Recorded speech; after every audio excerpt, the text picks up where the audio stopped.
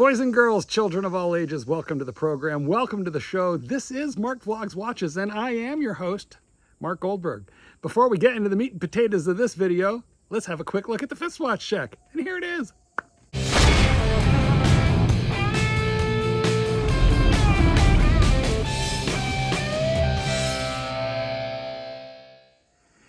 Today, I'm not even wearing a Rolex. I am wearing actually one of my favorite brands, which is Breitling, and this is a B01 Movement 42mm chronomat.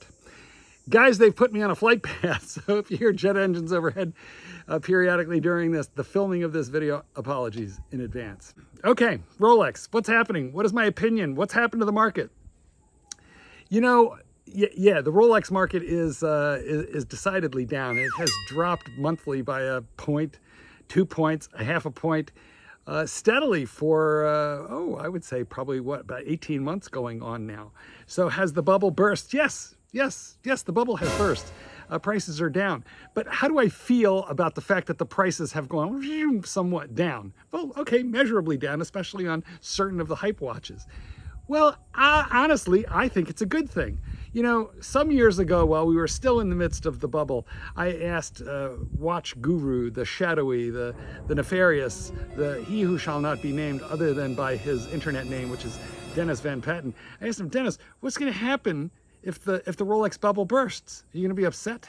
And he said, no, it'll be a good thing. There'll be more watches for normal people. We'll be able to increase the collection. And that's actually what's happening as we speak right now. Let me tell you, some people have gotten hurt in the Rolex game, but those people are the people who got hurt are those who, I call them carpetbaggers. They're not from here. They're not like us. They didn't get into watches because they love watches. They got into watches, specifically Rolex, because they read somewhere on Forbes that it was a good investment. Well, what they forgot to tell people was that it's a very cyclical investment, and for most of recorded history, the value of watches has depreciated somewhat as you walked out of as you walked over the threshold of the AD door. And with some exceptions, there are certain models which are still super hard to get and could be flipped over retail. But for the most part, the people who got hurt are those who were buying to flip. The gray market, you all think that the gray market is in trouble? I beg to differ. The secondary market, those guys are fine. It's the people, it's the individual, the guy who bought a watch to hold it a year and then sell it for double. That's the guy who got hurt. Why are the secondary market sellers not in trouble? Well, there were a few, but they're already gone. Those are the guys who stocked up really heavy. They were light on capital investment. They were heavy on inventory, and then the value of their inventory went down. And then they couldn't sell it unless they took a loss. But what the smart gray marketeers did was, as the market began to retrench, they began to cut inventory. And so most of these guys are not actually stocking a whole ton of watches right now.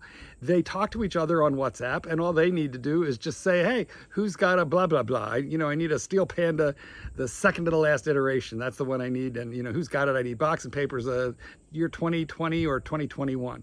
And then they sell amongst each others so that they can rotate their stock.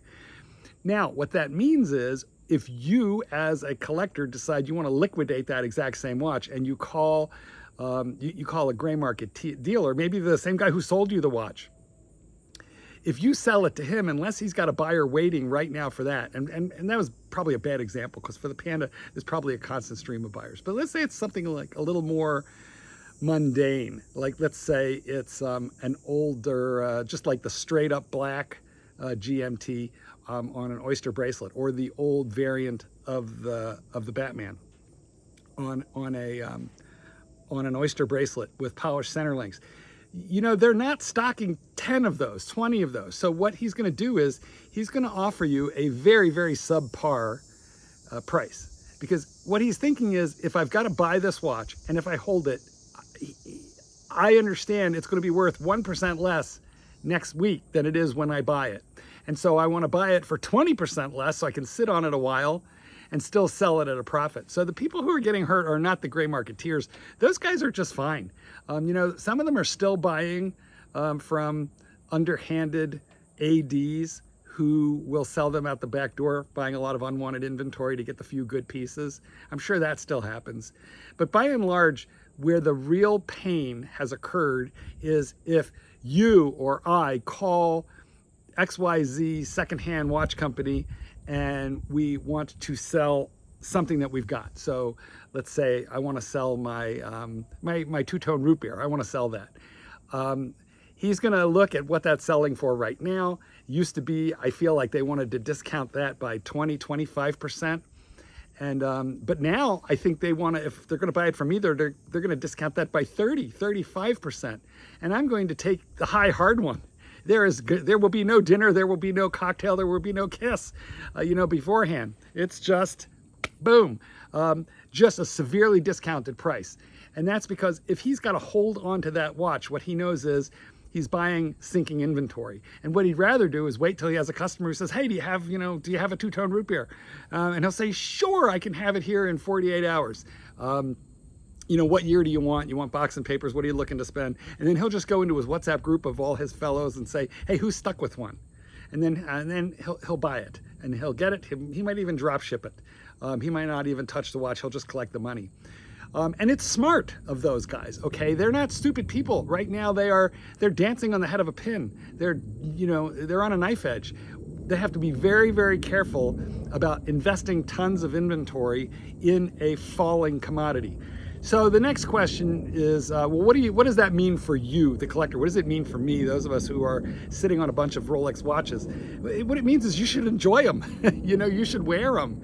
So what I did was I took a couple of my more expensive pieces out of the vault so I could take pictures of them and send that off to an insurance company, and Briteco, B-R-I-T-E-C-O, that's who I used. And what I did was I insured a couple of my better pieces so I feel good about wearing them, out in public. I'm still not gonna probably take the L in Chicago. I'm not gonna walk up the Champs-Elysees sporting a gold Submariner, because I'm not gonna go to Naples wearing a sub. I think that's just probably a pretty good way of getting knocked over the head, which I am really not down for, okay? But what I did was I insured a couple of my more expensive pieces, and that allows me to wear them, and enjoy them more. Which is what I encourage you to do with your Rolex collection. If you have one, wear it. This is not a great time to sell. If you have to sell, you are going to get kind of reamed if you try and sell through the secondary market for the reasons that I just explained earlier. So you can sell private party, but that's risky. Also, you can sell eBay, but the protections are all for the buyer, not for the seller. So again, risky. Honestly, I think you're better off joining some of the Facebook watch groups. Take a lot of time, get known in the forums, and then see about buying or selling, in there. I'm not going to name the forums, but there are several notable ones. It just could take you a year to build history. The last thing on earth that you should do is go to a pawn shop. I can assure you of that. You're way better off, probably way better off on eBay. I mean, you can just read up on how to sell a watch more safely on eBay.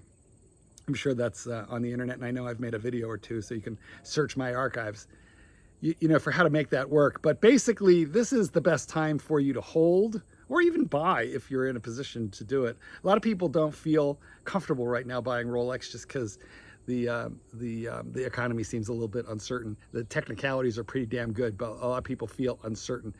And that brings me to my last point, which is, for those of you who would like to buy from an AD, this is probably one of the better times that you could possibly do it. Now, there are hype watches that are still very, very difficult to get. So I don't advise that you go into an AD and you ask for a GMT Pepsi or almost any form of Daytona.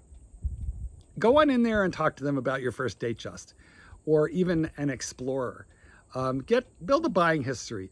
I don't actually advocate, this is just me, but I don't advocate buying a bunch of watches that you don't want just in order to finally, hopefully, maybe work your way up to Rolex.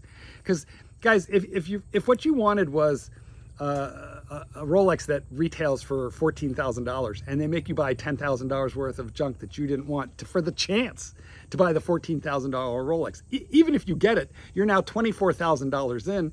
And that watch, whichever it is, you could have probably bought it on the gray market for 17.5, and so you would have been dollars ahead had you done that. The place where you get hurt is if you hold it for 6 months and then you decide you're bored with it or you need the money and you want to cash it back in, because that way you just turned your 17.5 into, like, 12. So if you're lucky, maybe 11. So be careful out there, guys. But I think this is the best time to go visit your AD, talk about building up a buying history on watches that you actually do want. If you think that you want to sell your Rolex because you're afraid it's just going down and down and down and down, I want you to stop a second, take a deep breath, be brave, think of it like the stock market. You don't realize the loss until you sell. If you bought for 14 and you look and you say, oh, they're selling now for 10, I lost 4. Well, you didn't until you sell it for 10. You hold it for 5 years, maybe it'll come back up to 14. Maybe it'll go up to 18. You just don't know. The good thing that the Rolex crisis has done is it drove out all these speculators, all these people buying up watches just to flick them around and add profit onto them. I don't know about you guys, but I buy watches to wear them and to enjoy them. If you're afraid to do that, believe it or not, insurance, this is not sponsored or anything, but the correct insurance is not too crazy to do it. I could have insured, for example, my full gold sub with my regular homeowners insurance company, but it worked out to be $20 or $30 cheaper through Brightco. So that's what I did. Wear your watches, enjoy your watches. Don't sell. If you have to sell, fine. It's going to hurt. Rip the Band-Aid off, I guess. But don't sell because of price-related issues unless you need the money. Just enjoy your watches, and quite frankly, in a down market, you know what you do? You buy. You don't sell. Well, let's talk about it in the comments. Tell me what you think. Like, subscribe. Let's do all that YouTube stuff. I will see you soon. This is Goldberg. Peace out.